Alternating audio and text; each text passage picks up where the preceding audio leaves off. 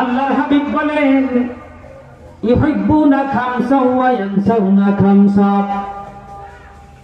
পাঁচটা জিনিসকে তারা মুহাব্বত করবে এবং পাঁচটি বস্তুকে তারা ভুলে যাবে।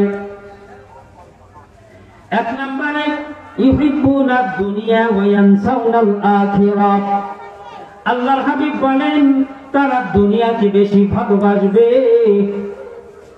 আর আখিরাতকে তারা ভুলে যাবে। দুনিয়াকে তারা এত ভালোবাসবে, এত মুহাব্বত করবে, দুনিয়া হাসিল করার জন্য মারামারি কাটাকাটি হানাহানি খুনাখুনি পর্যন্ত করবে। দুনিয়া হাসিল করার জন্য মারামারি কাটাকাটি হানাহানি আছে না নাই? আছে। দুনিয়াকে তারা এত ভালোবাসবে। ওয়ায়ানসাউনাল আখিরাহ, আল্লাহর হাবিব বলেন আখিরাতকে তারা ভুলে যাবে। আখিরাতের হিসাবটা হলো কঠিন হিসাব। আখিরাতে যারা সফল কাম হবে, আল্লাহ রাব্বুল আলামিন বলেন হাসতে হাসতে আল্লাহ তাআলা ডান হাতে, আল্লাহ রাব্বুল আলামিন আখিরাতের ময়দানে যারা সফল কাম হবে তাদের ডান হাতে আমলনামা পাবে। যারা ডান হাতে আমলনামা পাবে হাসতে হাসতে আল্লাহর তৈরি জান্নাতে চলে যাবে। আল্লাহর হাবিব বলেন দুনিয়াকে মানুষ ভালোবাসবে, খুব ভালোবাসবে, এমন ভালোবাসবে রে মনে হয় সে দুনিয়া থেকে আর কোনোদিন যাবে না। এই দুনিয়ার মায়ায় পড়ে ভুলিস না সকল, এই দুনিয়ার সবই নকল নয় তোরে আসল, এই দুনিয়ার সবই নকল নয় তোরে আসল। ঠিক না বেঠে? আল্লাহর হাবিব বলেন এত ভালোবাসবে তারা দুনিয়াকে মনে হবে এই দুনিয়া থেকে কোনোদিন যাবে না। আখিরাতকে তারা ভুলে যাবে, এমন ভুলে যাবে যে মনে হয় তার মৃত্যুই হবে না। বর্তমান যুগে তাই হয়েছে।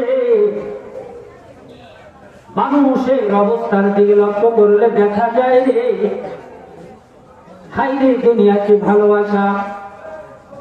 এত সুন্দর বাড়ি করেছে, এত সুন্দর গাড়ি করেছে, এত সুন্দর পোশাক পরিধান করে চলাফেরা করো, একটু কি কবরের প্রস্তুতি নিয়েছ?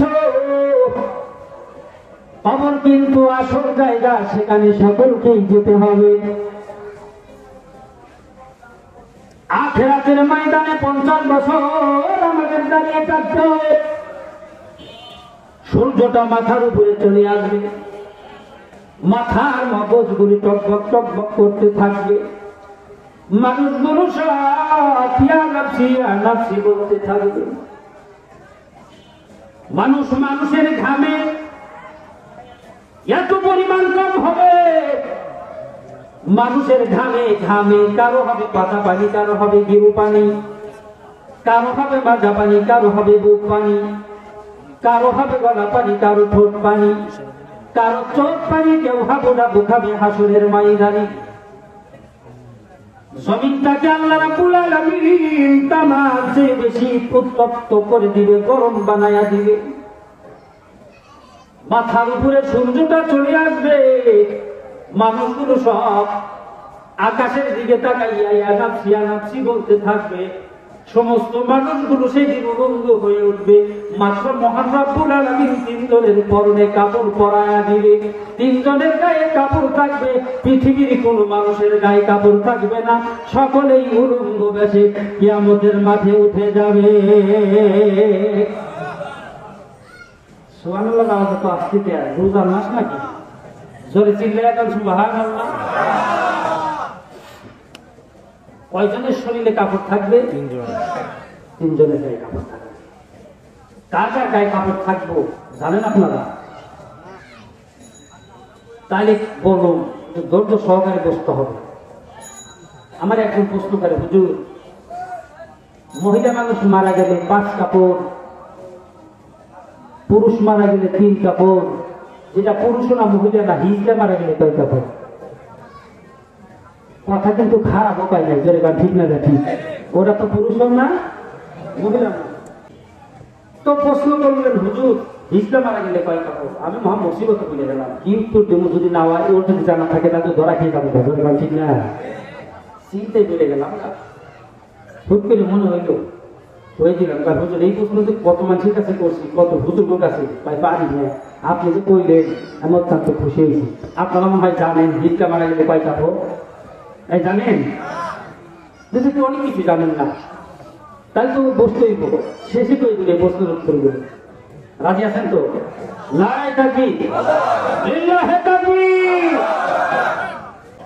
এখন দেশটাই তো আমাদের হাতে, আমরাই তো সরকার, ঠিক না নাকি? রাষ্ট্র চালাবো আমরা সামনে, ভয় নাই, চিন্তা নেই, টেনশন নাই, ঠিক না? ঠিক। তিনজন মানুষের পরনে কাপড় থাকবে, সবাই উলঙ্গ দেশে দাঁড়িয়ে যাবে। আল্লাহর হাবিব আয়েশা সিদ্দিকার সামনে যখন এই হাদিসটা বর্ণনা করতেছিলেন, আয়েশা ডাক দিয়া বলেন, ইয়া রাসূলুল্লাহ, ইয়া হাবিবাল্লাহ, আল্লাহর নবী গো, একজন তো আরেকজনের দিকে দৃষ্টিপাত করে তাদের উলঙ্গ ব্যাস থেকে ফেলবে। আল্লাহর হাবিব ডাক দিয়া কয়, আয়েশা রে, কিয়ামতের মাঠটা বড় বেদনাদায়ক, কষ্টদায়ক, ভয়ঙ্কর অবস্থা সৃষ্টি হবে। একজন মানুষ আর একজনের সকল দেখার ব্যাপারে কোনো চিন্তাই থাকবে না, ভাবনাই থাকবে না, মন মানসিকতা থাকবে না। সবার মুখগুলো উপরের দিকে থাকবে, আর নাফসিয়া নাফসি করতে থাকবে। আয় আল্লাহ, হিসাবের কাজ আরম্ভ করুন, হয়তো জান্নাত দিন অথবা জাহান্নামে পাঠাইয়া দিন। হাসরের মাঠে রাজাবার পর সহ্য হয় না। বোঝা গেল হাসরের ময়দানে এমন অবস্থা সৃষ্টি হবে, মানুষ মানুষের দিকে উলঙ্গ দেখার সময় থাকবে না, সবই আনাপসি আনাপসি করতে থাকবে। মাত্র তিনজন মানুষকে আল্লাহ রাব্বুল আলামিন ওই দিন সম্মান এবং ইজ্জত দান করে জান্নাতে কাপড় পরাইয়া আল্লাহ পাক হাসরের ময়দানে তাদেরকে উপস্থিত করে দিবে। তিনজন মানুষের গায়ে কাপড় থাকবে, একটা মানুষের। আমি যে হুজুর মানুষ, আমিও উলঙ্গ, হুজুরের স্ত্রী উলঙ্গ, পিসাব উলঙ্গ, পিসাবের স্ত্রী উলঙ্গ, কারো গায়ে কাপড় থাকবে না। মাত্র কয়জনের গায়ে থাকবে? আর তো ধরে বলেন ভাইরা আমার, আল্লাহ হাবিব এই জন্য বলেন, সেই হাসরের মাঠে তোমাদেরকে 50 বছর দাঁড়িয়ে থাকতে হবে। তোমরা প্রস্তুতি গ্রহণ করো। দুনিয়ার মুহে পড়ে তোমরা ভুলে যাও না, আখিরাতকে তোমরা ভুলে যাও না। তাহলে এক নম্বরে আল্লাহ রাসূল বলেন, ইউহিব্বুনাদ দুনিয়া ওয়া ইয়ানসাউনাল আখিরাত। শেষ জামানায় আমার উম্মতেরা দুনিয়াকে বেশি ভালোবাসবে, আখিরাতকে ভুলে যাবে। দুই নম্বর, ওয়া ইউহিব্বুনাল মালা ওয়া ইয়ানসাউনাল হিসাবা। দুই নম্বরে আল্লাহ রাসূল বলেন, তারা মাল দৌলতকে বেশি ভালোবাসবে। ওয়া ইয়ানসাউনাল হিসাবা, এই দৌলত মালের হিসাব দিতে হবে, এই হিসাবের কথা তারা ভুলে যাবে। এই জন্যই তো বাংলাদেশে এত চাঁদাবাজি, মারামারি, কাটাকাটি, হানাহানি, হালাল না হারাম কোনো কিছু নির্ণয় করে না। চাঁদা দিলে বাঁচবেন, না দিলে তো সামনে মানবে পুলিশ করে দেয়, ঠিক না ব্যাঠি? আল্লাহ রাসূল বলেন, আমার উম্মত শেষ জামানায় মালকে এত বেশি ভালোবাসবে, নিজের বইয়ের চেয়ে বেশি ভালোবাসবে। দরকার, ঠিক না ব্যাঠি? আবার মহিলারা জামাইয়ের চেয়ে মালকে বেশি ভালোবাসবে। জামাই মনে করেন যে বেশি দামও কাপড় চাপড় দেয় না। গার্লফ্রেন্ড কইছে, তুই যদি আমার বউতি তোরে 36,000 থেকে কাপড় কিনে দিতাম। মনে মনে পায়, মনে মনে মহিলা এই কথা শুনে পায়, থাকি থাকি যাই যাই, থাকি থাকি যাই যাই, থাকি থাকি যাই যাই। জোরে কারণ, ঠিক না ঠিক? কি ব্যাপার, কথা কান্নাকে পিছনে দিই, ঠিক না ঠিক? তাহলে বোঝা গেল মহিলারা স্বামীর চেয়ে মালকে বেশি ভালোবাসে। কারণ খালি একটু লোক দেখাইবো, খালি 1000 টাকার নোট বার করে খালি গুনবো, চলো তোমার একটা সবচেয়ে দামি হোটেলে নিয়ে কি খাইবা তুমি, চলো খাওয়াবো। মনে মনে ভয়, হাই হাই রে, নিজের স্বামী কোনোদিন খাইতে পায় না। আর আজকে ফজল আলী যে আদরটা করলো, যে টেকা দেখলাম, ওর লাগে বিয়া বসলে আমার জীবন এমন হয় মানে ধন্য হয়ে যাইব না। জোরে কারণ, ঠিক না ঠিক? এইটা চিন্তা ভাবনা করে কত মহিলা জামাই রাখিয়া অন্যের লোকে চলে যাইতেছে, আছে না নাই? আল্লাহর হাবিব বলেন ইউহিব্বুনাল মালা ওয়া ইয়ানসাউনাল হিসাব, তারা দৌলতকে বেশি ভালোবাসবে, হিসাব দেওয়াকে ভুলে যাবে। অথচ একটা টাকা যদি হারাম পর্যায়ে কামাও, এই টাকার হিসাব আল্লাহ তাআলার কাছে অবশ্যই দিতে হবে। আল্লাহ রাব্বুল আলামিন কিয়ামতের মাঠে 5টা প্রশ্ন করবেন, 5টা প্রশ্নের উত্তর না দিয়া একটা বান্দা ওখান থেকে সরার ক্ষমতা নাই।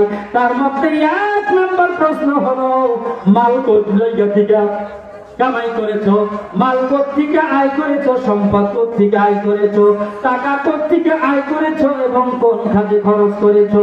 এই প্রশ্নের উত্তর না দিয়ে কিয়ামতের মাঠ থেকে একটা মানুষ এক বিগত আল্লাহর সামনে দিকে সরতে পারবে না।